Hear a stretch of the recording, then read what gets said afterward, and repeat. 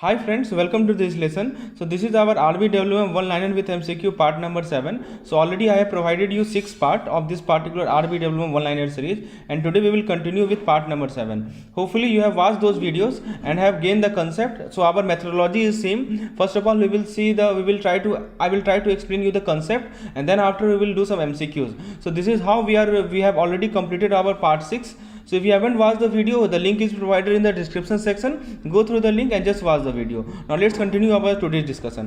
So the first point is, पहला point है दोस्तों कि जो हमारा DRT है वो एक स्पेशल कोड होता है जो कि बैंक और फाइनेंशियल इंस्टीट्यूशन को हेल्प करता है कि पैसा वापस आने में जो उसने लोगों को या बिजनेस को लेंड किया है। जैसे मान लीजिए कि आपने पैसा बैंक से लिया और आपने उसे वापस पे नहीं किया, तो बैंक आपको DRT यानी डेब्ट रिकवरी ट्रिब्यूनल ले जा सकती है और अपने पैसा वापस करवा सकती है। फिर दोस्तों बताया जा रहा है कि जो DRT है, ये जो लॉ था उसको क्रिएट किया गया था एक लॉ के द्वारा जिसका नाम था रिकवरी ऑफ डेब्ट due to bank and financial, यानी दोस्तों जो ये लॉ था 1993 का, इसमें इन सब ये स्पेशल कोड को सेटअप किया गया ताकि केसेस को हैंडल कर सके जहाँ पे बैंक या फाइनेंशियल इंस्टीट्यूशन पैसा रिकवर करते हैं बोरोवर से। फिर दोस्तों बताया जा रहा है कि प्रत्येक DRT को एक जज के द्वारा लीड किया जाता है जिसको कहते हैं प्रिसाइडिंग ऑफिसर। उनके पास एक रिकवरी ऑफिसर होता है, रजिस्ट्रार होता है। समझिए कि प्रिसाइडिंग ऑफिसर एक बॉस है कोर्ट में और रिकवरी ऑफिसर और रजिस्ट्रार उनके असिस्टेंट हैं। उसके बाद दोस्तों DRT के बारे में बताया जा रहा है कि DRT डील करता है वैसे केसेस में जहाँ पे बैंक या फाइनेंशियल इंस्टीट्यूशन जो है पैसा वापस लेना चाह रही है 20 लाख से ऊपर का। रेगुलर सिविल कोर्ट इन सभी केसेस को हैंडल नहीं करते। जैसे मान लीजिए कि बैंक एक लार्ज सम ऑफ मनी जैसे 20 लाख से ऊपर का मनी जो है रिकवर करना चाह रही है, तो उनको DRT जाना पड़ेगा, सिविल कोर्ट रेगुलर कोर्ट में नहीं होगा उनका सुनवाई। फिर दोस्तों नेक्स्ट पॉइंट में बताया जा रहा है कि जब भी कोई DRT डिसाइड करती है बैंक के फेवर में या फाइनेंशियल इंस्टीट्यूशन के फेवर में, तो वो एक डॉक्यूमेंट इशू करती है जिसको हम लोग रिकवरी सर्टिफिकेट करते हैं, और जो रिकवरी ऑफिसर होते हैं वो पैसा वापस लाने में हेल्प करते हैं। जैसे मान लीजिए कि कोर्ट ने ये बोला कि बैंक को पैसा वापस चाहिए, तो वो एक स्पेशल सर्टिफिकेट देगी, और जो एक पर्सन होता है जिसको हम लोग रिकवरी ऑफिसर कहते हैं वो हेल्प करता है कि वो पैसा जो है वापस आ जाए, पैसा पेड हो। फिर दोस्तों नेक्स्ट पॉइंट में बताया जा रहा है कि यदि कोई आदमी डिसएग्री होता है रिकवरी ऑफिसर के डिसीजन से, तो वो DRT को अप्लाई कर सकता है 30 दिन के अंदर। मान लीजिए कि आप रिकवरी ऑफिसर ने, आपको लगा कि रिकवरी ऑफिसर ने कुछ मिस्टेक कर दिया, तो आप DRT में रिव्यू के लिए बोल सकते हैं 1 महीना के अंतर्गत। फिर दोस्तों बताया जा रहा है कि यदि अभी आप भी खुश नहीं हैं DRT के डिसीजन से, तो आप जो है DRT यानी डेब्ट रिकवरी एपीलेट ट्रिब्यूनल में, जो कि चेयरपर्सन के द्वारा लीड किया जाता है 45 दिन के अंतर्गत, वहाँ भी अपील कर सकते हैं। तो यदि DRT का डिसीजन आपको खुश नहीं करता है, तो आप एक दूसरे कोर्ट में जा सकते हैं जिसको DRT कहते हैं, जो कि हाई लेवल कोर्ट होता है। फिर दोस्तों बताया जा रहा है कि यदि आप एक बोरोवर हैं और आप अपील करना चाहते हैं, तो आपको 75% ऑफ द मनी जो है डिपॉजिट करना पड़ेगा जो कोर्ट आपको ड्यू है। तो जो DRT के जो चेयरपर्सन होते हैं वो रिड्यूस कर सकते हैं या इस अमाउंट को कम भी कर सकते हैं। जैसे मान लीजिए कि आप अपील करना चाहते हैं, तो आपको कोर्ट को सारा पैसा देना पड़ेगा जो आपने उधार लिया है, लेकिन हायर कोर्ट चाहे तो कभी कभी आपके पैसा को कम भी कर सकते हो। याद रखिएगा कितना % डिपॉजिट करना है, 75% ऑफ द जजमेंट अमाउंट। फिर दोस्तों नेक्स्ट पॉइंट है कि जो भी जज DRT में काम करते हैं वो डिस्ट्रिक्ट जज की क्वालिफाइड होना चाहिए, और जो DRT में काम करते हैं वो हाई कोर्ट जज होना चाहिए, राइट। ये सभी एक्सपीरियंस जज होते हैं। फिर दोस्तों DRT और DRT को 1993 में क्रिएट किया गया ताकि बैंक्स या फाइनेंशियल इंस्टीट्यूशन क्विकली सेटल कर सके डिस्प्यूट को, और ये जो एक्ट था उसका नाम था RDDVFI एक्ट ऑफ 1993। तो ये सभी कोर्ट को स्टार्ट किया गया ताकि बैंकों को आसान हो इस इशू को रिजॉल्व करने में। फिर नेक्स्ट पॉइंट में बताया जा रहा है कि शुरू में DRT का अथॉरिटी था 10 लाख के ऊपर के लोन का, लेकिन सरकार ने इस लिमिट को 20 लाख कर दिया, कब 2018 में। अब आइए इस पर कुछ क्वेश्चन कर लेते हैं। पहला सवाल है कि DRT का प्राइमरी पर्पस क्या है? क्रिमिनल केस हैंडल करना, डिस्प्यूट सेटल करना। तो ऑब्वियसली बात इसका मेन पर्पस है कि रिकवरी करना, recovery dues of bank and financial institution. कौन सा एक DRT को स्टैब्लिश किया गया था? आपके सामने 4 ऑप्शन दिए गए हैं। सही जवाब इसका रिकवरी ऑफ डेब्ट due to bank and financial institution act of 1993, option number D is correct. Next question है कि DRT को हेड कौन करता है? Chief justice of India, prime minister, district जज या प्रिसाइडिंग ऑफिसर? तो DRT को हेड करने वाले हमारे होते हैं प्रिसाइडिंग ऑफिसर। नेक्स्ट सवाल है कि किस तरह के केस को DRT हैंडल करता है? तो DRT हैंडल करता है जहाँ पे वैसे केस में जहाँ पे रिकवरी अमाउंट ड्यूज जो है 20 लाख से ऊपर का हो। नेक्स्ट क्वेश्चन है कि कौन सा डॉक्यूमेंट DRT इशू करता है जैसे कोई केस को डिसाइड किया जाता है बैंक या फाइनेंशियल इंस्टीट्यूशन के फेवर में? तो दोस्तों जो डॉक्यूमेंट DRT इशू करती है और उसे हम लोग कहते हैं recovery certificate, option number B correct है।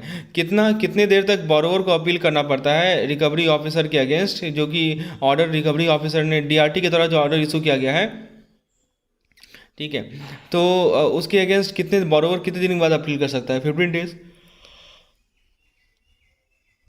15 दिन, 30 दिन, 60 दिन, 90 दिन। सही जवाब इसका 30 दिन। नेक्स्ट क्वेश्चन है कि डीआरटी के जजमेंट के अगेंस्ट कहाँ पे फर्दर अपील किया जा सकता है? तो डीआरटी में, option number B is correct.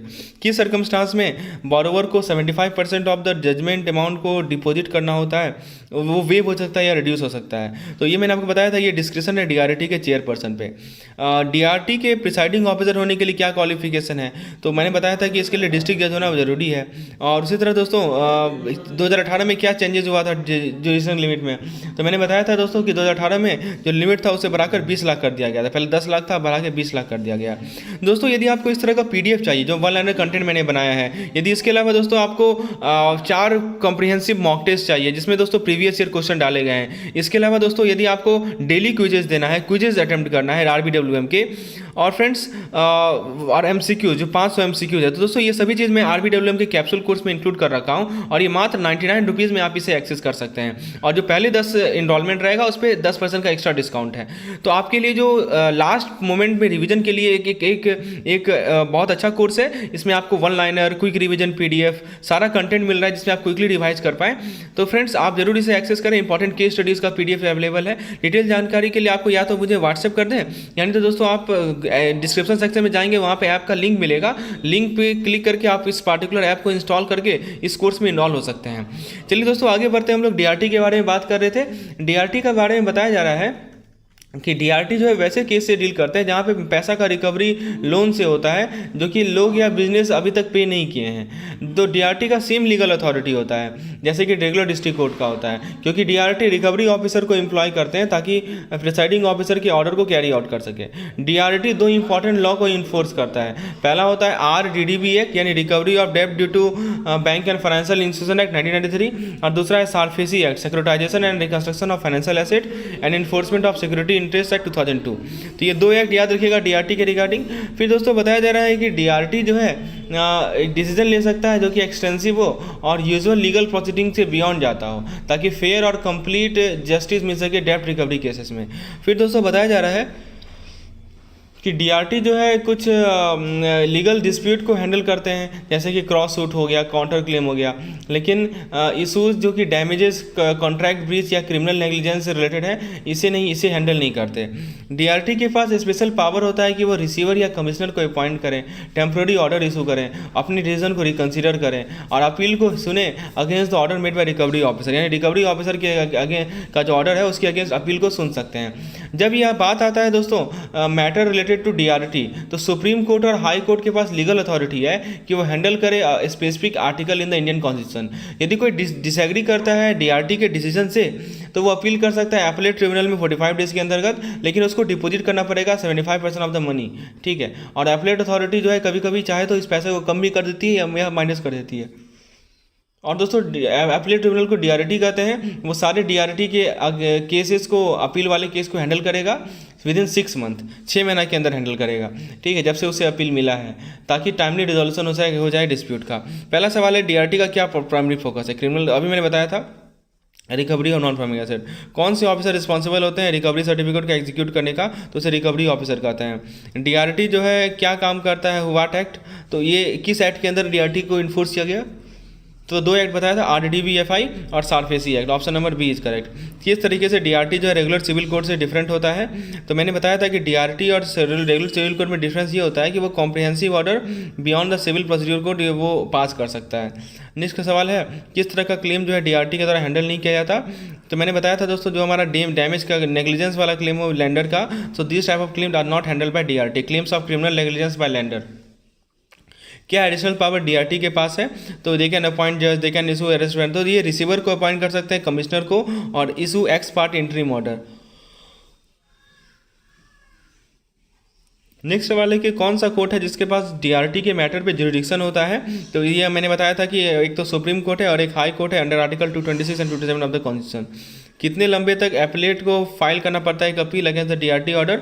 तो 45 डेज और 75% डिपॉजिट भी करना पड़ता है, option B is correct. Next question है कि किस टाइम फ्रेम के अंदर डीआरटी जो है अपील को डिस्पोज कर दे? तो ये मैंने बताया था आपको 6 मंथ के अंदर, ऑप्शन बी इज करेक्ट।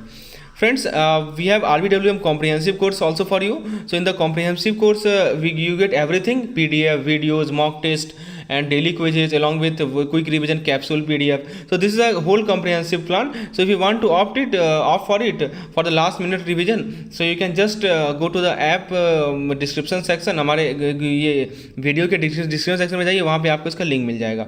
आगे बढ़ते दोस्तों सारफेसी एक्ट की बात करते हैं। तो सारफेसी एक्ट जो 2002 में लाया गया था, ये डील करता है जो लोन के प्रॉब्लम्स हैं उनसे रिलेटेड, जो कि अभी तक लोग या बिजनेस अभी तक पे नहीं किए हैं वापस। तो ये होता है हमारा सारफेसी एक्ट। जैसे मान लीजिए कि कोई आपसे किसी ने बैंक से लोन लिया और उसे वापस पे नहीं किया, तो सारफेसी एक्ट जो रूल्स प्रोवाइड करता है बैंक को ऐसे सिचुएशन में डील करने से। फिर दोस्तों बताया जा रहा है कि जो सारफेसी का जो लॉ है वो डिफाइन करता है कि कैसे अनपेड लोन के साथ कंपनी डील करे, जिसको हम लोग asset reconstruction asset securitisation company कहते हैं, ARC कहा जाता है, और एसेट रिकंस्ट्रक्शन कंपनी कहा जाता है। वो कैसे फॉर्म हो और क्या वो काम करे।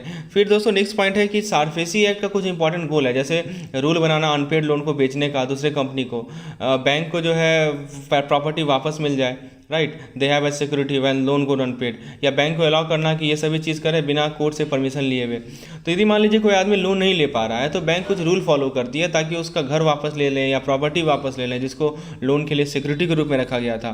तो ये ऑब्जेक्टिव है सारफेसी एक्ट का। फिर दोस्तों बताया जा रहा है कि ये जो लॉ है इसका 3 मेथड है, इन सभी अनपेड लोन को फिक्स करने का 3 तरीका है। एक तो ये है कि ये दूसरी कंपनी को भेज देंगे, दूसरा तरीका है कि एक कंपनी आ जाए ताकि बैड लोन को फिक्स कर सके, या तीसरा तरीका है कि जो प्रॉपर्टी है उसको वापस कर लें जिसको सिक्योरिटी के रूप में यूज़ किया था बिना कोर्ट को इन्वॉल्व किए। फिर दोस्तों नेक्स्ट पॉइंट बताया जा रहा है कि फर्स्ट मेथड के बारे में बताया जा रहा है। जो पहला तरीका है उसमें क्या होता है कि आप बंडल करते हैं, लोन को पैकेज करते हैं चीज़ों में जिसको आप इन्वेस्टर को बेच सकते हैं। जैसे कि बैंक जो है बहुत सारे अनपेड लोन को एक साथ रख ली और उसे एक पैकेज के रूप में बेच दी इन्वेस्टर को, जो कि उसमें इंटरेस्टेड है बाय खरीदने में। तो फिर नेक्स्ट पॉइंट बताया जा रहा है कि ये जो प्रोसेस है इससे क्या होता है, लोन जो है वस्तु में बदल जाता है जिसको आसानी से बेचा जा सके, और जो कंपनी इन सभी लोन को खरीदती है वो प्रॉपर्टी का कंट्रोल ले लेती है जिसको सिक्योरिटी के रूप में यूज़ किया जाता है। तो बैंक क्या करती है कि ऐसे इन सभी लोन को ऐसे चीज़ में कन्वर्ट करती है जिसको बेचा जा सके, और जो कंपनी जो खरीदती है वो प्रॉपर्टी को मैनेज करती है टाइड टू दिस लोन। फिर दोस्तों नेक्स्ट पॉइंट है ARC के बारे में बताया जा रहा है कि एसेट रिकंस्ट्रक्शन का मतलब ये होता है कि मेकिंग अ लोन। तो ARC के बारे में बताया जा रहा है दोस्तों कि ARC का मतलब एक ऐसा लोन बनाना जहाँ पे जिसको पे नहीं किया गया हो, और इनटू वन मतलब जिसको ऐसा लोन जिसको अभी तक पे नहीं किया गया उसको हम ऐसे लोन में कन्वर्ट करना है जिसको पे किया जा सके। जैसे मान लीजिए कि किसी का लोन अभी तक अनपेड है, तो एसेट रिकंस्ट्रक्शन कंपनी क्या करती है कि उस पर काम करती है ताकि ये श्योर कर सके कि बोरोवर जो है उस एसेट को उस लोन को वापस पे करे, राइट। तो this is the role of ARC। फिर दोस्तों सारफेसी एक्ट के बारे में बताया जा रहा है कि सारफेसी एक्ट बैंकों को पावर देता है कि वो नोटिस भेजे पर्सन को जिसने लोन लिया और जिसने गारंटी लिया उस लोन का, ताकि उसको वापस बोले कि इस पैसे को 60 डे के अंदर रिपे कर दो यदि अभी तक पे नहीं किए हो। जैसे मान लीजिए कि आपने बैंक से पैसा लिया और आपने इसे वापस पे नहीं किया, तो बैंक आपको एक लेटर भेजेगी, आपको बोलेगी उस लेटर में कि आपको 60 दिन के अंतर्गत जो है इस लॉ के अंतर्गत यानी सारफेसी लॉ के अंतर्गत वापस पैसा पे करना है। अब आइए कुछ क्वेश्चन कर लेते हैं इस पर। पहला सवाल है कि सारफेसी एक्ट का प्राइमरी पर्पस क्या है। तो मैंने बताया था कि जो हमारा NPA से रिलेटेड इश्यूज हैं उसको एड्रेस करना, ऑप्शन बी सही जवाब है। सारफेसी एक्ट के अंदर SC और ARC क्या होते हैं। तो देखिए अभी मैंने बताया था कि एक होता है एसेट सिक्योरिटाइजेशन कंपनी और एक होता है asset reconstruction company. So SC हो गया सिक्योरिटाइजेशन कंपनी, ARC हो गया reconstruction company. Option number C is the correct answer. Next question है कि हमारा सारफेसी एक्ट का की ऑब्जेक्टिव क्या है। तो जो हमारी सिक्योरिटाइजेशन एक्टिविटीज से रिलेटेड इश्यूज रहते हैं, NPA रिकवरी से रिलेटेड इश्यूज रहते हैं, उसे हैंडल करना। Option number C is correct. कितने मेथड्स होते हैं NPA रिकवरी का, 1 2 3 4, तो तीन मेथड्स होते हैं। There are 3 methods of NPA recovery. Next सवाल है कि सिक्योरिटाइजेशन जो है सारफेसी एक्ट के कंटेक्स्ट में क्या इन्वॉल्व करता है। गुड्स को एक्सपोर्ट करना फॉरेन कंट्री में, बंडल करना, रिपैकेजिंग करना फाइनेंशियल एसेट को मार्केटेबल सिक्योरिटी में, इस पर साइंटिफिक रिसर्च कंडक्ट करना, इंफ्रास्ट्रक्चर प्रोजेक्ट बिल्ड करना। तो सिक्योरिटाइजेशन में क्या होता है कि देखिए अभी मैंने आपको बताया था कि आप बंडल करते हैं और फाइनेंशियल एसेट को रिपैकेजिंग करते हैं मार्केटेबल सिक्योरिटी में। Option B is the correct answer. Next question है कि बैड एसेट को मैनेज करने के कंटेक्स्ट में सिक्योरिटाइजेशन का क्या रोल है। इकोनॉमिक ग्रोथ प्रमोट करना, लेस लिक्विड एसेट को मार्केटेबल सिक्योरिटी में कन्वर्ट करना, गवर्नमेंट रेवेन्यू बढ़ाना, या इंटरनेशनल ट्रेड को फैसिलिटेट करना। दोस्तों मैंने बताया था कि ये बैड एसेट को मैनेज करने के कंटेक्स्ट में सिक्योरिटाइजेशन का रोल ये है कि वो लेस लिक्विड एसेट को मार्केटेबल सिक्योरिटी में कन्वर्ट करता है। Option B is the correct answer. Next question है कि एसेट रिकंस्ट्रक्शन के अंदर क्या आता है। तो मैंने बताया था एसेट रिकंस्ट्रक्शन के अंदर कि आप नॉन परफॉर्मिंग एसेट को परफॉर्मिंग एसेट में कन्वर्ट करते हैं। सारफेसी एक्ट में टाइम फ्रेम कितना है जो कि डिफॉल्टिंग बॉरोवर को दिया जाता है ताकि वो डेब्ट को रिपे कर सके नोटिस ऑफ डिफॉल्ट में। तो जो टाइम दिया जाता है वो 60 दिन का समय दिया जाता है। सवाल यह है कि सारफेसी एक्ट के अंतर्गत यदि बॉरोवर जो है नोटिस से कॉम्प्लाई नहीं करता है तो बैंक या फाइनेंशियल इंस्टीट्यूशन सिक्योरिटी इंटरेस्ट कब तक इन्फोर्स कर सकती है। ऑप्शन ए कह रहा है कि वो पॉइजन ले सकती है सिक्योरिटी का, बेच सकती है, लीज पे डाल सकती है, या राइट को असाइन कर सकती है, एक मैनेजर को अपॉइंट कर सकती है। तो ये पॉइंट है। फिर दोस्तों let's discuss some more points related to the SARFAESI act. आगे दोस्तों बताया जा रहा है कि सारफेसी एक्ट के अंदर यदि बॉरोवर जो है नोटिस को फॉलो नहीं करता है जो बैंक ने भेजा तो बैंक या फाइनेंशियल इंस्टीट्यूशन कुछ एक्शन लेती है ताकि पैसा वापस आ जाए। अब इस सेक्शन में क्या क्या होता है, पहला होता है कि दोस्तों प्रॉपर्टी का पॉइजन ले लेना जो किसको सिक्योरिटी के रूप में यूज़ किया गया लोन के लिए। जैसे मान लीजिए कि आपने अपने घर को गिरवी के रखा है, घर को सिक्योरिटी के रूप में लिया था लोन के लिए और आपने लोन पे नहीं किया तो बैंक जो है आपके हाउस का ऑनरशिप ले सकती है। वही होता है पॉइजन लेना। फिर दोस्तों नेक्स्ट पॉइंट क्या बताया जा रहा है कि एलिजिबिलिटी तो हम लोग देखेंगे। और उसके बाद दोस्तों सेल करना, रेंट करना, यहाँ देखिए लिखा है ना, सेलिंग, लीजिंग, रेंटिंग और assigning the right hour security. तो बैंक जो है आपके प्रॉपर्टी को बेच सकती है पैसा वापस करने के लिए। बैंक किसी को मैनेजर बना सकती है प्रॉपर्टी को मैनेज करने के लिए ताकि ये वेल मेंटेन्ड हो। और यदि आपने किसी और से उधार लिया था तो बैंक जो उस पर्सन को कह सकती है कि बैंक को डायरेक्टली पे करे ताकि आपका डेब्ट सेटल हो। फिर दोस्तों सारफेसी एक्ट जो है बैंकों को या फाइनेंशियल इंस्टीट्यूशन को पावर देती है कि वो एक्शन ले सके अगेंस्ट द बॉरोवर और उसका पैसा वापस कर सके बिना कोर्ट जाए हुए। तो यदि आप लोन रिपे नहीं करते हैं तो बैंक सारफेसी एक्ट के रूल को फॉलो करेगी ताकि पैसा वापस आ जाए बिना कोर्ट गए हुए। सारफेसी एक्ट को यूज़ करने के लिए दोस्तों कुछ एलिजिबिलिटी होते हैं, कुछ कंडीशंस होते हैं। पहला ये है कि अकाउंट को आप एनपीए में क्लासीफाई करें, मतलब आपने अभी रिक्वायर्ड पेमेंट को पे नहीं किया। कुछ प्रॉपर्टी या एसेट जो है उसको आप सिक्योरिटी के रूप में यूज़ कर सकते हैं लोन के लिए, जैसे कि आप मॉर्गेज हो गया, चार्ज हो गया, हाइपोथिकेशन हो गया, असाइनमेंट हो गया। नेक्स्ट है दोस्तों जितना अमाउंट आप ऑ करेंगे इंटरेस्ट इंक्लूडिंग वो 1 लाख से ज़्यादा नहीं होना चाहिए। तो दोस्तों कहते हैं क्लेमेबल अमाउंट। तो the total amount you owe including any interest should not exceed 1 lakh. फिर दोस्तों बताया जा रहा है कि जितना अमाउंट आप ऑ करेंगे वो 20% ज़्यादा होना चाहिए इनिशियल लोन अमाउंट से और इंटरेस्ट से। मतलब इस लॉ को यूज़ करने के लिए जो लोन है वो डिफ़ॉल्ट होना चाहिए कुछ समय के लिए और एक प्रॉपर्टी लोन से कनेक्टेड होना चाहिए और लोन अमाउंट जो है सिग्निफिकेंटली मोर देन होना चाहिए इनिशियल लोन अमाउंट से। अब दोस्तों कुछ सिक्योरिटीज है जिसको एग्जाम्पशन दिया गया है सारफेसी एक्ट से। जैसे देखिए आप देख सकते हैं यहाँ पे कुछ क्लेम या डेप्ट हो 1 लाख का उसको कवर नहीं किया जाता है। जो प्रॉपर्टी एग्रीकल्चर से रिलेटेड होता है उसको एग्जाम्पशन मिला है। जब भी अमाउंट ड्यू जो है 20% ओवर प्रिंसिपल से कम हो तो वहाँ भी इसको एग्जाम्पशन मिला है। जो लीन होता है हमारा गोल्ड पे, मनी और सिक्योरिटी पे, यहाँ पे एग्जाम्पशन मिला है। प्लेजेस ऑफ मूवेबल एसेट ये एग्जेम्प्टेड है। Security interest in aircraft are not covered. Security interest in vessels are also not included. Right of unpaid seller in certain case. इन सभी सिचुएशन में सारफेसी एक्ट अप्लाई नहीं होता है। तो इसको मैं आपको पॉइंट समझा देता हूँ कि ये क्या बताना चाह रहा है दोस्तों। तो दिस इज़ द पॉइंट। तो फ्रेंड्स बाकी के जो कंटेंट है वो पेड मेंबर के लिए अवेलेबल रहेंगे लेक्चर्स। सो यदि आप इसको एक्सेस करना चाहते हैं तो हमारे कैप्सूल कोर्स का आप हिस्सा बन सकते हैं। We want the PDF. So ऐसा हमने पूरे के पूरे सब्जेक्ट के लिए पीडीएफ बनाया है। यदि आप इसको कवर कर लेते हैं तो आपका जो 1 मार्क्स का क्वेश्चन होगा वो कवर होगा। और केस स्टडी के लिए मैंने सेपरेट एक कंपाइलेशन पीडीएफ डाल रखा है जिसमें दोस्तों सारे केस स्टडी को कंपाइल करके रखा है। और उसके अलावा हमारे पास क्वेश्चन बैंक भी है। तो if you cover all these things, these are more than enough for your RBWM examination. So if you want to get more detail, please WhatsApp me on this number. Thank you.